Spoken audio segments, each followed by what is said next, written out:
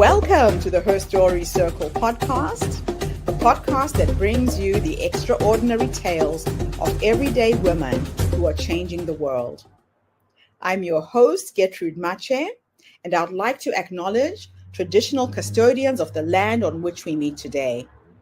I also like to pay my respects to elders, past, present, and emerging.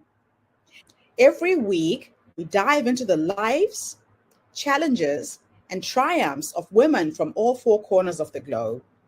We're here to inspire, enlighten, and connect, sharing stories that uplift and empower. So grab a cup of coffee, settle in, and join us as we explore the incredible journeys of women shaping our future. This is Her Story, where every woman's voice matters. Hello, everybody, and welcome back to the Her Story Circle. This is Gertrude Mache here in beautiful Melbourne, Australia. And today I am graced with the presence of yet another fascinating young woman. Welcome, welcome, welcome to our tribe. Please tell everybody your full name, where you're based, and share your stories with us today.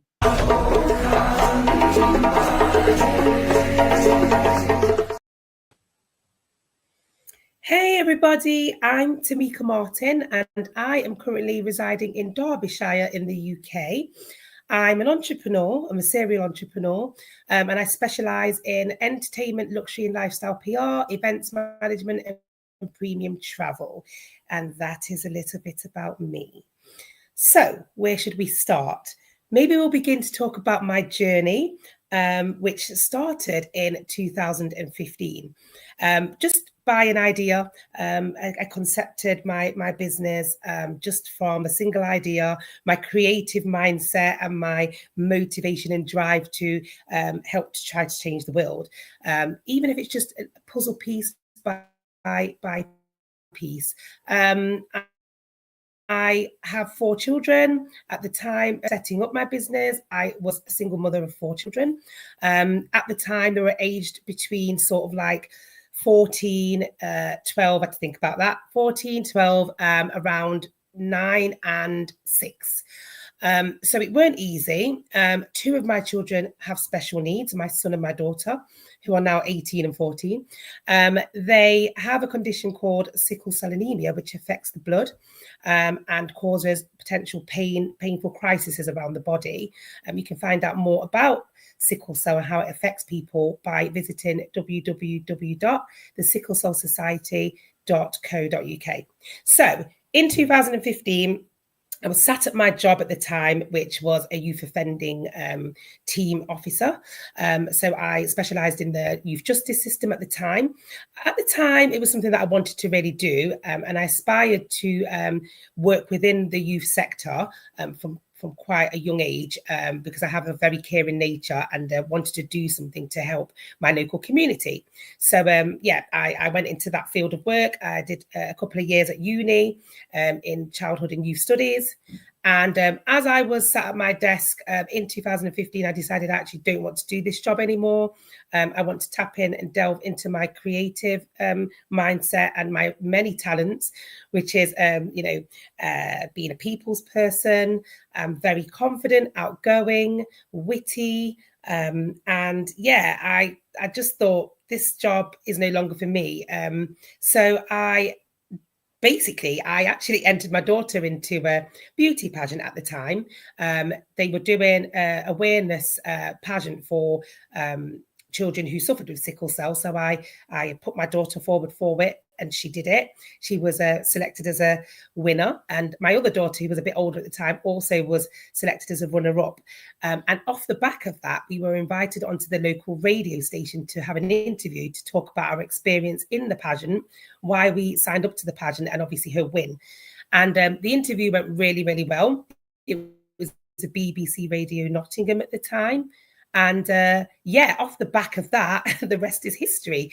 I then became a news reviewer for BBC Radio Nottingham and a researcher, and did that for a couple of years, contributed to many stories and helped shape some of the Black entertainment show, which was aired usually on a Sunday.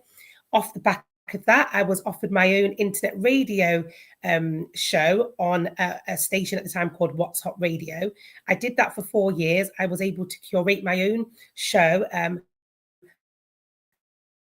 have many interviews of some famous faces, some local talent, and I even hosted the local carnival, Nottingham Carnival at the time, which then catapulted me into another hemisphere where people then knew who I were and what I was doing. I was really known at the time for hosting events and being a radio presenter. Off the back of that, I decided that I wanted to set up my own entertainment company, which at the time was called Curate PR and Events Management Limited. And that is still actually going. However, I have literally taken a different course of action for it. And now it's a consultancy business. But at the time, it won quite a lot of accolades. I appeared on television a few times as a result of my position as a founder and a CEO of that business. Got invited to many household events around the UK, award ceremonies, dinners, all sorts. Nominated for quite a few awards as well for being a pioneer in my industry, and met some interesting people along the way, lots of interviews and things like that. My very first kind of stint at what I would say was fame was I went on tour with Snoop Dogg, he's a very obviously popular, well-known A-list artist. I went on tour with him, and that just opened a multitude of doors for me. And yeah, I then won my first award of that year, actually. And in that year, my children's father, unfortunately, had passed away quite suddenly. You can imagine the ripple effect that had on myself and my family, my children. And obviously, we're still sometimes reliving that trauma. However, I decided not to go down the path of, I used it to catapult myself into the next phase of my career. So after the award win, because I did win the award for Best Entrepreneur of the Year with the Nottingham Post at the time, which was a local news outlet, I then obviously I got quite a lot of interviews on TV, local stations and stations further afield. And I'd never really told my story about why I was so passionate about making it work. Why did I not take the time that I was accustomed to at the time to bereave and to support my children and do all of that, which I did do, but I meticulously found a way to navigate my strengths along with my weaknesses to help shape the next part of what I was trying to do. I then decided after that award win, actually, this is quite magical because I could have curled up into a ball and I could have felt sorry for myself and I could have just kind of been a bit non-existent with my current set of circumstances at the time. But I decided that actually this is actually a blessing, and I'm going to take this scenario, this set of circumstances, which they were tragic and they were, very unfortunate for us as a family. But I wanted to pivot that and give my children a reason to find something, the silver lining at the end of a difficult situation. And I'm glad I did that because obviously years later, we're going into, it will be next year, 10 years. My children have grown beautifully into their own beings, and they've utilized their father's demise to help them with their career and their ambitions, which is, for me, unfolding quite beautifully. I'll go into that a little bit later. But for me, I just wanted to be the positive role model and to make something great of myself as a result of what was happening. So then I create for, like I said, in that specific industry, which was music management, entertainment, and the rest of it for many years. And then hits COVID in, I think it was it 2021 when we really did get into lockdown and all of that. I decided to create my own podcast, took a plunge at doing my own podcast because I felt at the time there was nothing else I could do. I was on lockdown. I'm a person that networks massively. I go out a lot. I speak to a lot of people. I travel. I do everything that I do best, which is, being explorative and getting people to know who I am and what I do. So in COVID, I set up my own podcast, which was a really interesting time. I got the privilege to interview some very interesting people, remotely, of course, from book authors to coaches to spiritual awareness individuals to teachers, people that do public speaking. It was just such a marvelous time. And then I was able to tap into my own sort of inhibitions about my direction and what I was doing and how I was doing it and why I was doing it, my purpose and all the rest of it.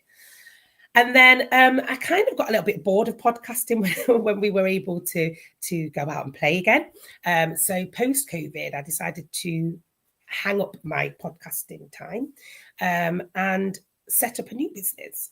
So in 2023, I set up another company, took the plunge. I set up a business called Culture Deluxe Limited. There's two founders, myself and my fiance. And that business is more luxury lifestyle. It's more high end for my services that I provide, which are, again, PR, travel, events and experiences. It's going really, really good. I've managed to bag myself some amazing partnerships with some household brands, such as the Landmark Hotel, for example, Showcase Cinema, Odeon Lux, some amazing yachts, chartered yacht companies and private jet companies. And I've got some really interesting clients on my book at the moment. Off the back of setting up Culture Deluxe, I managed, because of my profile and over the years, being on the television, doing my podcast, being in the remit with lots of A-list celebrities and things like that. It's been fortunate for me that I've been able to now go down other avenues. So I set up my own personal brand, Tamika Martin and Friends, which is a VIP entrepreneur brunch experience. And I've just curated recently a network hub. So we are literally taking the brand on a roadshow around the UK, which is going really great. I've partnered with the Cozy Clubs, if you know who they are.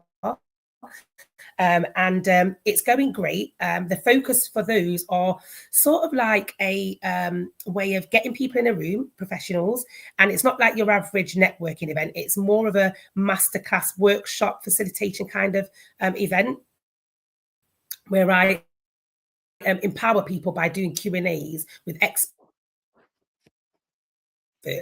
And so far, so good. People are walking away and telling the next person about the next event. An annual gala, a red gala, brunch, live basically in front of a live audience, and there's lots of other bits that come off the back of that. But Culture Deluxe and Tamika Martin and Friends work hand in hand, and because I've been able to use the two together and utilize my system that I am, it's creating some great opportunities for me. Hence why I'm here on this event today, sharing my experience with all of you beautiful people and getting you to basically look at what life looks like when you do fall into a devastating, impactful scenario. What do you do with that? Do you stick and wallow in that? Which, for many, unfortunately, that does happen. And some other not very nice events can happen off the back of that. We know that. But for me, it's about how do you pivot in that, and how do you tap into the best version of yourself in that? And for me, obviously, I was lucky to be able to do that. And my children helped me to triumph as well, because they are my blessing. I look at them every day and think I have to try to make better and do better for you, not just for myself. And I want to leave a legacy when I'm no longer here, and a positive, footprint on this earth. So I merge all of what I do in as well as my spiritual awareness side of me, and the many amazing people that I know, including Gertrude, the host. I like to, leverage that and try to come on as many platforms as I can, curate lots of amazing events for people to come to be empowered and motivated by, try to make a difference in the world. And that's what I'm doing. I'm doing it well. I'm doing it positively. And that's really me. And I just want people to try to dream big and never tell yourself that you can't do better, because you can. I'm a living product of that. I'm a very big believer of manifestation and spiritual. Ask a few questions now. How do you balance creativity, social impact, and entrepreneurship? I guess for me, it's easy because I feel like I possess all three automatically, of course. So I am able to leverage that. But for people that don't quite know how to explore their creativity, what is it that you like to do? What are your hobbies and interests? First of all, you would set the pace and start there. And then that will that will bring out your creative side, hopefully. And then from there, you can start exploring your social network, maybe, or join some hubs online, or maybe start on LinkedIn. LinkedIn is a professional platform, a little bit like Facebook, but for professionals, where you can then start to network online as well. And then you can tap into other people that have a similar creativity as yourself, or similar talent. And then you never know, that could open doors.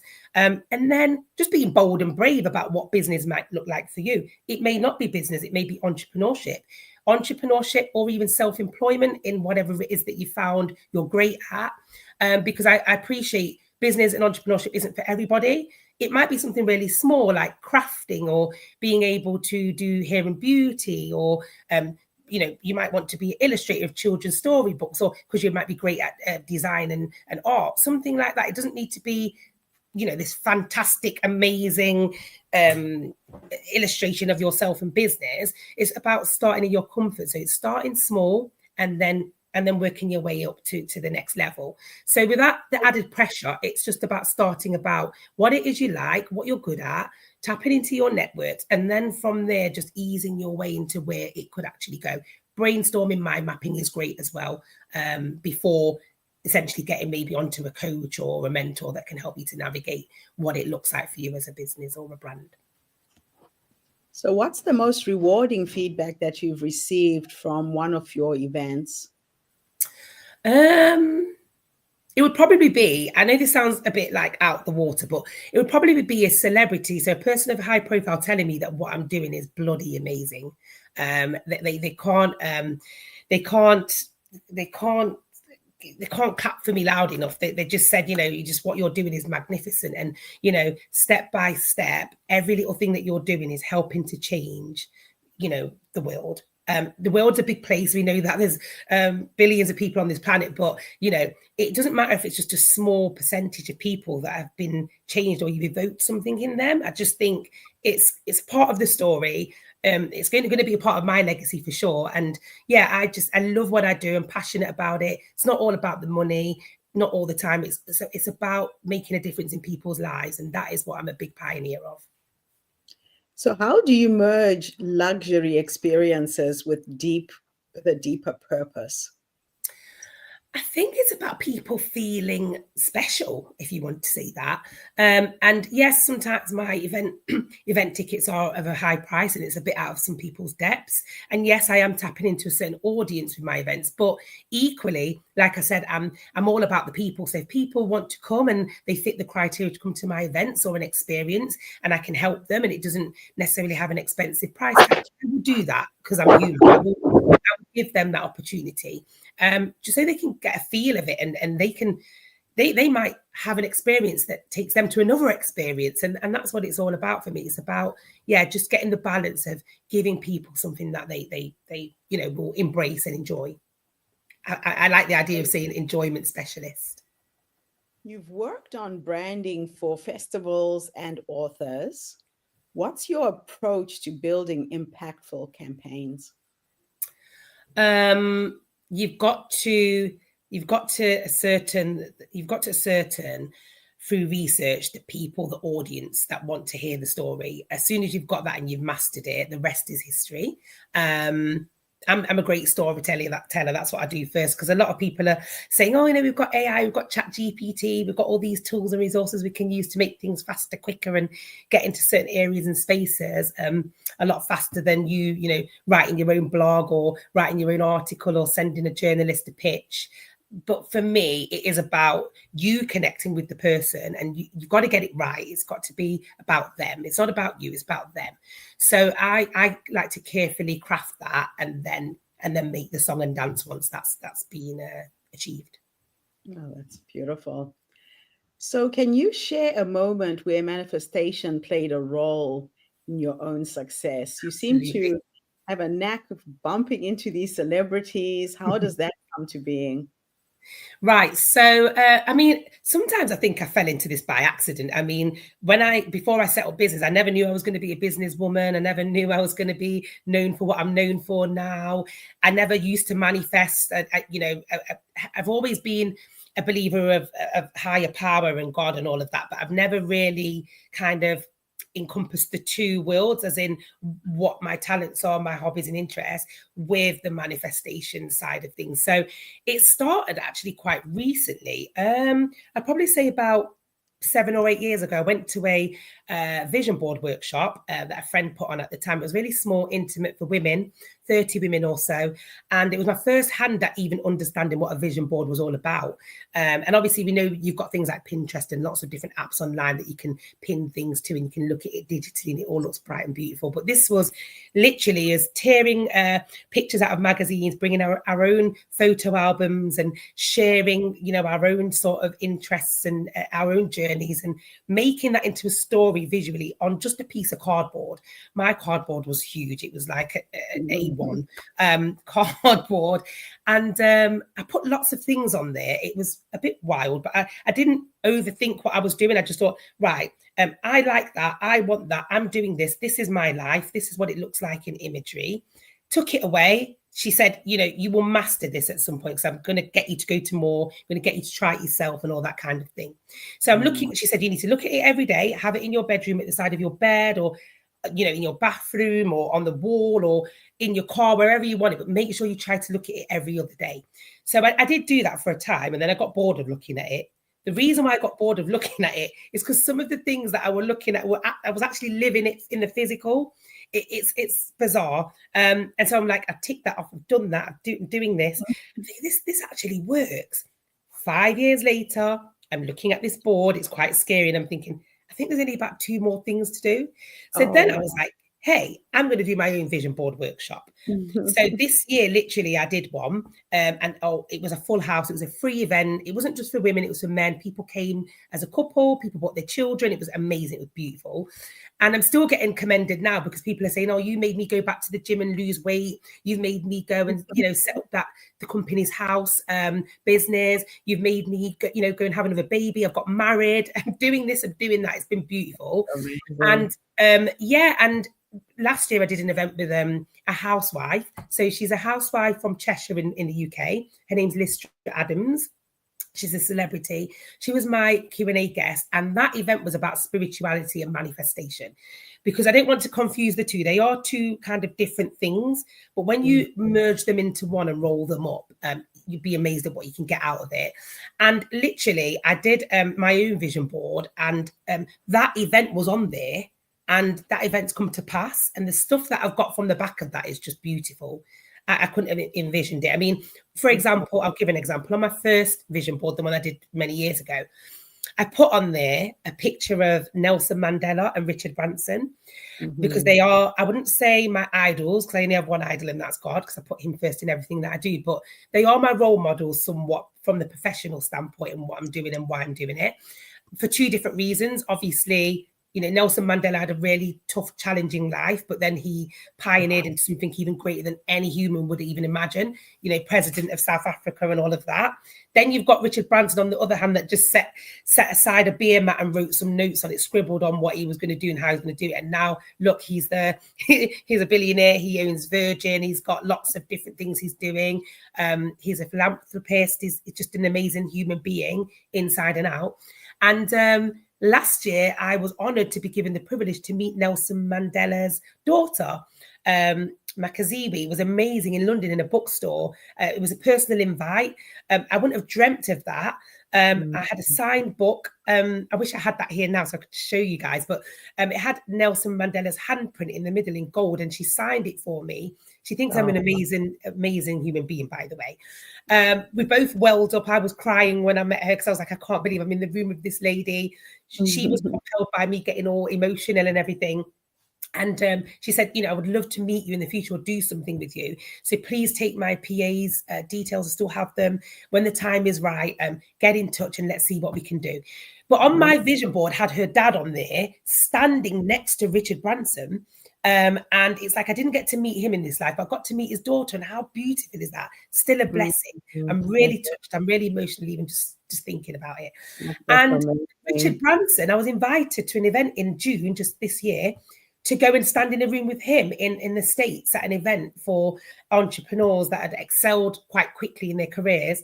I was unfortunately unable to attend because I went to Jamaica to bury my aunt, and I was obviously facilitating a funeral, so I couldn't be in two places at once.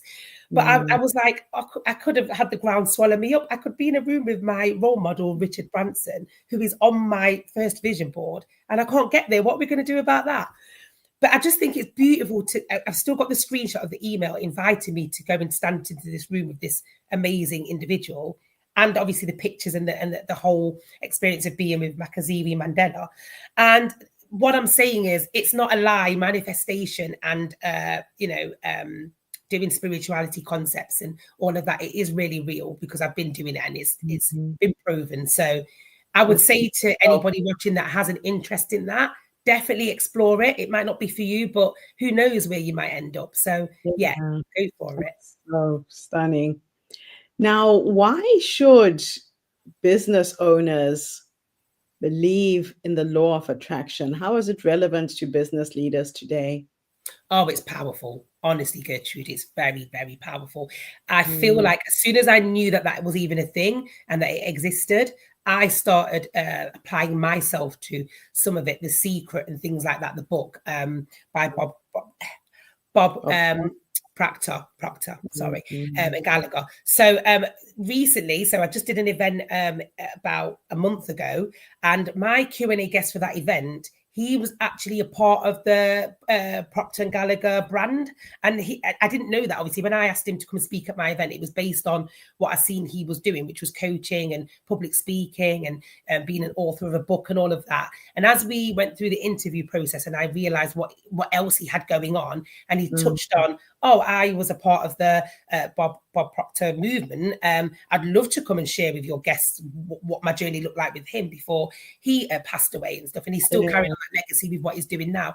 I thought, look at that, all this manifesting and The Secret and the law of attraction and all of that. I've got somebody in the room that's actually working for this, a part of this brand, friends with Bob himself.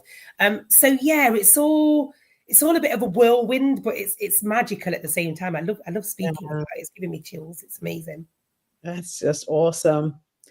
Now, my last two questions for you are a bit of a thought experiment. Okay. The one, I'm going to teleport you back to the younger you, the young woman who went through so much tragedy, 4 kids, trying to get your life together after your ex-husband died. If we could go back and give you 3 nuggets of wisdom based on what life has taught you up until this point, what would those 3 nuggets of wisdom be? I would say that your past doesn't define you, but it shapes who you are. And because for me, a lot of the time before I became a professional in the career that I'm doing now, I would often hold on to the negatives of my life. And I feel like that's unhelpful at times because it can hurt you. It keeps you in a place that you have so much more to give, and it keeps you in a place where you're sort of dumbed down. And you won't know that you can do bigger and better at that time because you're in that moment. But looking back, I know that I was doing that. And I would say to the listeners and the viewers that is not helpful. Definitely don't dwell on your past, but live in the moment. And then whilst living in the moment, focus on your future, because that's really important. If you're living in the past, you're going to steal away your present and your future. So that's my first bit of wisdom that I would love to be telling the younger me. Secondly, no dream is too big or too small. I'm living it. Just from an idea, I look back and think where I am now. And that was just because I was dreaming big. People like Richard Branson, I would use him again because he wrote on a beer mat what his idea was, and look where he is now. And yes, that was many years ago. It's not going to happen overnight. It's something that you have to dream, believe. You need to immerse yourself in that dream and that vision, and that's where the manifesting comes in. I'm not going to pretend that I'm a manifesting pro, and that's what I do, and that's what gets me up every day. But I believe that you have to literally think it, feel it, and do it. And that's what I would be saying to my younger version of me. I would be saying that, if you've got an idea or you've had a dream and you thought, oh my God, like, I don't know if I can do that. Tell yourself that you've done it. Literally, you've done it. and the rest will come to pass. Looking back, I can see in my life a lot of things that have been achieved for the better, and it's been great to see. What about those people that don't make it to the next milestone of life, or they have a tragedy or something that stops them in the way of what they're trying to achieve? That's another reason why I go after my dreams, and I go after my dreams big, because I'm living, I'm breathing, I'm healthy, I'm to an extent quite happy with my life. So go and do it. Just be about it. So yeah, that would be my second bit. And lastly, it would probably be, well, I'm a travel agent, so see the world, go and explore. It doesn't matter if it's in your local, it might be local for some people, but don't just sit stuck. Go to the local bookstore, go to, a library, go to, I don't know, go to the nice fancy restaurant at the hotel not too far away from you, just go to the holiday resort, take your kids to the local beach, wherever that may be, throw stones in the water, whatever it looks like. But for me, it's about seeing the world. Because for many years, for about 20 years, I didn't get on a plane because I had a traumatic experience when I was 7. On my first holiday to Spain, I had an eye injury and I nearly went blind. And to be quite frank, I never wanted to go on a plane ever again or go outside of my comfort zone. 20 years later, I've been ticking off boxes like no one's business of the places that I've been. I've just came back from Paris last week.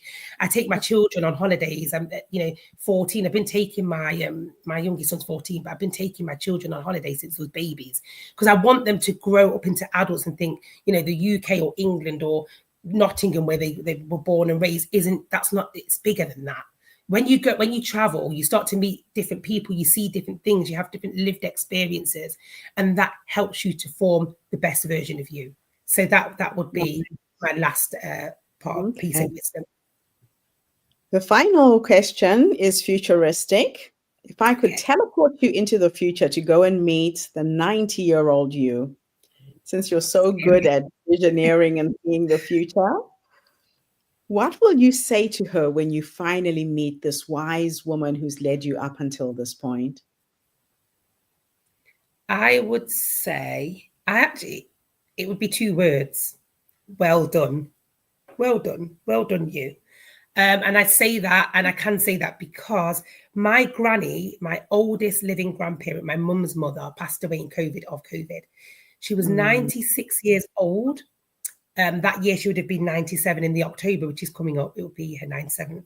Well, no, it wouldn't be. See, I'm in the middle of past and futuristic now. So in 2021, when she passed away, she was 96. So yeah, she would be 100 and counting now. And I used to have lots of little chats with her. I was fortunate to have a granny that lived that long. And it's not as if I was small and it was my great grandmother, like my granddaughter has my mum for her great granny. It was my grandma, my first maternal grandparent that was alive. So she used to sit me down and tell me bits of wisdom and things. And fortunately, she got to see what I was doing. She saw me on TV. She heard me on the radio. It was beautiful when I would go and visit her. She's like, oh my God, Tamika, I hear you on the telly today. And it's beautiful. And what you're doing is amazing. And keep going. And your mum's proud. I'm proud. The family's proud. And so, if I was fortunate to live to see 90, like her, seeing her grandchildren growing up doing great things and stuff, it would be like, it would be amazing. And I'd probably be like, again, I would be, because I would know that I've changed so many people's lives with what I'm doing, even by sharing that little story about my granny living to 96 and, applauding me and commending me. That's special to me. Some people don't have that. Some people don't even have a mother or father telling them the great things they're doing for whatever reason. So yeah, I would be sharing with the younger person that was my experience, and these are the things I've done, and this is how I've helped change the world. Fantastic. Well, Tamika, thank you so much for coming online and sharing your incredible story with us today. It's a pleasure, honestly. It's uplifting, it's motivating. It really shows that if you have a vision, you can bring it into reality if you have the focus. You can, absolutely. Amazing. And thank you to everybody who tuned in. The Her Story Circle is not just a podcast. We are a social impact movement that brings you the stories and voices of women from all over the world. We share these stories to uplift you, to inspire you, to energize you. So if you have a vision for something that you want, pull out that vision board, get those pictures up, start seeing yourself living in that dream home, in that dream job. And if you need an expert to help you, Tamika's right here waiting to do that. I'll be back again tomorrow, everybody, with yet another amazing guest. In the meantime, have a fantastic day, morning, or evening, wherever you are in the world. And Tamika, thanks again for the interview. Thank you. Love to Bye. everybody. Have a great weekend. Thank you. Bye. Thank you for tuning into the Her Story Circle podcast. I hope today's story has inspired you to believe in the power of our stories and the difference you can make in the world when you use your voice. I'm Gertrude Mache, and it's been an honor to share this space with you, where voices from all walks of life come together to weave a rich tapestry of diverse perspectives. Don't forget to subscribe, rate, and review our podcast to help us share these stories with more listeners. Follow us on social media by looking for the Her Story Circle podcast for more updates. And join us tomorrow for another episode filled with courage, resilience, and empowerment. Remember, your story matters, and together we're building a stronger, more inclusive world. Until next time, keep making her story.